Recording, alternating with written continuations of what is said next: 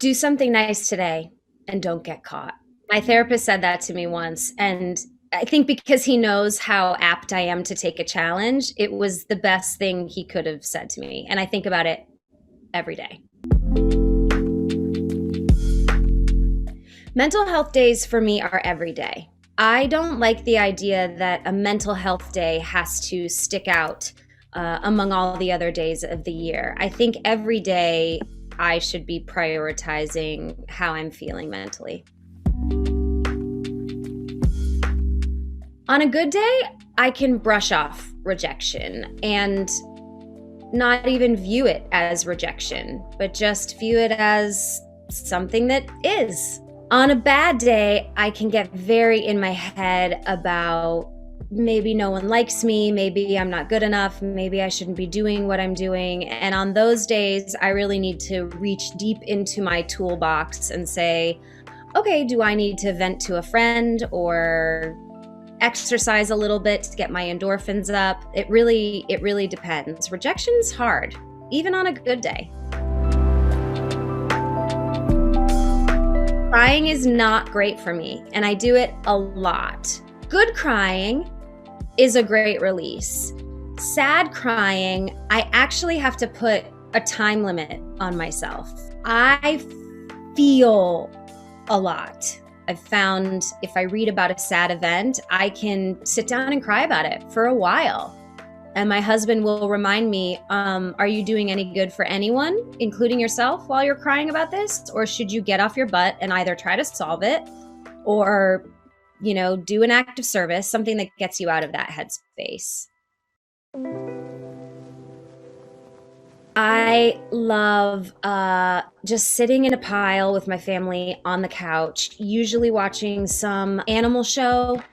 Unexpected Animal Friendships are some of my favorite ones, or maybe a new documentary, but really snuggling up on the couch gives me the greatest sense of calm. My happy place recently has been doing puzzles.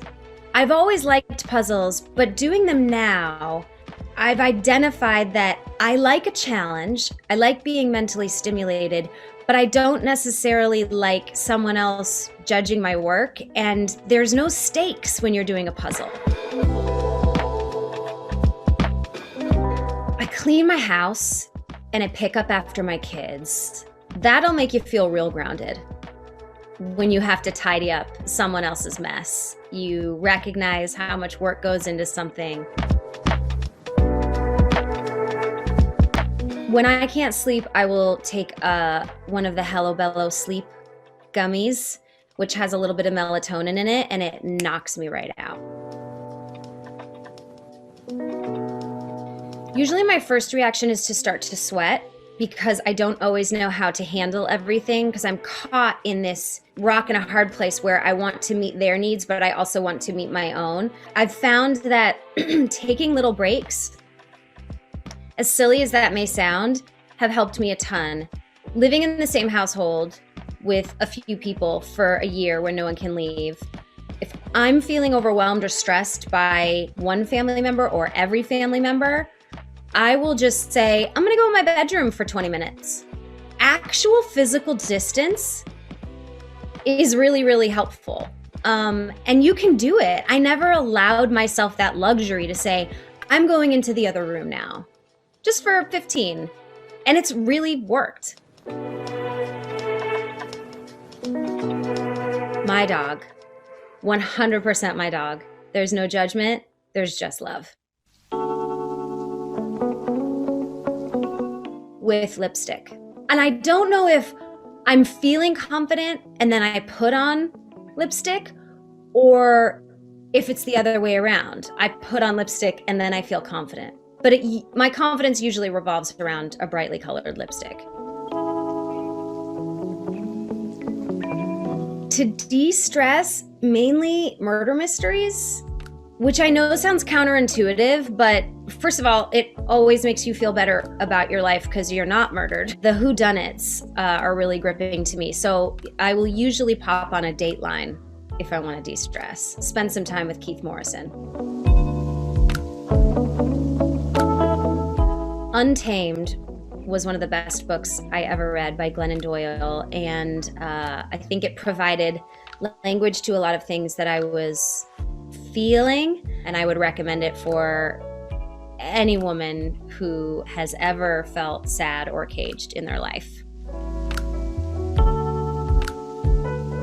Usually I'll have a list of my to-dos so that I can get them out of my head and stop swirling.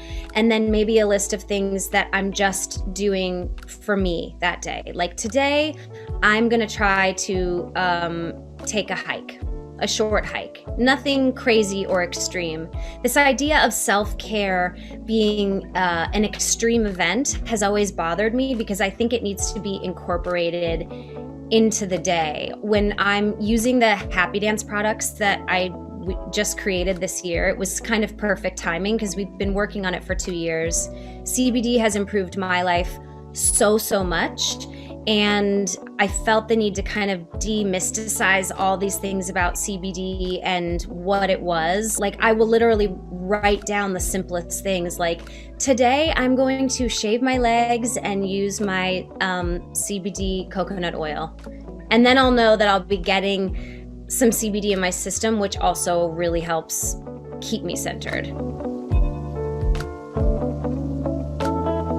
No one can make you feel inferior without your consent. Eleanor Roosevelt said that, and I would get it tattooed on my low back if I could. I might.